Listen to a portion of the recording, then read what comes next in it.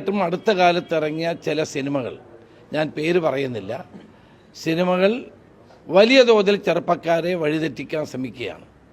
മദ്യവും മയക്കുമരുന്നും ഉപയോഗിച്ച് വയലൻസിന് പ്രാധാന്യം കൊടുക്കുന്ന സിനിമകളെ സംബന്ധിച്ച് ഗൗരവപൂർവമായ ഒരു വിലയിരുത്തലും നിയന്ത്രണവും അനിവാര്യമാണെന്ന് ഞാൻ വിശ്വസിക്കുകയാണ്. RDX, കൊത്ത്, മാർക്കോ, ഇത്തരം സിനിമകൾ വന്നിട്ട് ആളുകളെ വലിയ തോതിൽ ചെറുപ്പക്കാരെ പ്രത്യേകിച്ചും അക്രമങ്ങൾക്ക് പ്രോത്സാഹിപ്പിക്കുകയാണ്.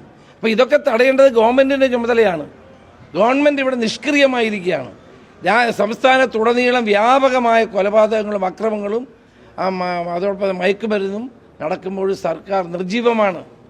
എന്തുകൊണ്ട് സർക്കാർ ആക്ട് ചെയ്യുന്നില്ല? അതാണ് ഇവിടുത്തെ ഏറ്റവും പ്രധാനപ്പെട്ട പ്രശ്നം. അതൊരു വലിയ ക്രമസമാധാന പ്രശ്നമായി കേരളത്തിൽ വളർന്നു വരികയാണ്. ഒരു മര്യാദയുമില്ലാതെ മയക്കുമരുന്ന് ഉപയോഗിച്ച് ആളുകൾ അമ്മയെ കൊല്ലുന്നു, അച്ഛനെ കൊല്ലുന്നു, വെട്ടിക്കൊല്ലുന്നു, സഹോദരങ്ങളെ കൊല്ലുന്നു. ഈ നിലയിലേക്ക് ഇത് വളർന്നു വരികയാണ്.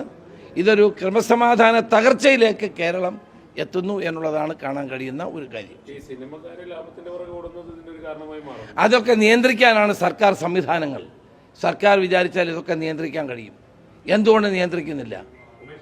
അപ്പം അങ്ങനെ സർക്കാരിൻ്റെ നിയന്ത്രണമില്ലാത്തത് കൊണ്ട് ഏത് മാർഗത്തിലൂടെയും ജനങ്ങളെ വഴിതെറ്റിക്കാനും അക്രമങ്ങളിലേക്ക് നയിക്കാനും ശ്രമിക്കുന്നു എന്നുള്ളത് ആപൽക്കരമായ ഒരു പ്രവണതയാണ്. ഇതൊന്നും നിയന്ത്രിക്കാൻ ഇവിടെ ഗവൺമെൻറ് ഇല്ല.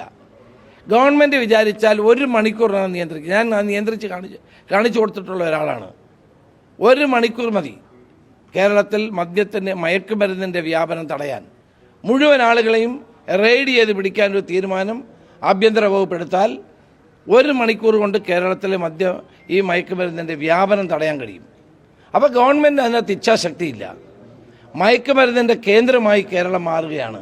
അതിൻ്റെ അടിസ്ഥാനത്തിൽ എല്ലായിടത്തും അക്രമങ്ങളാണ്, വ്യാപകമായ അക്രമങ്ങൾ നടക്കുകയാണ്. അതിൻ്റെ കൂടെയാണ് RDX, കൊത്ത്, ഓരോ സിനിമയുടെ പേരുകളാണ് ഇതെല്ലാം.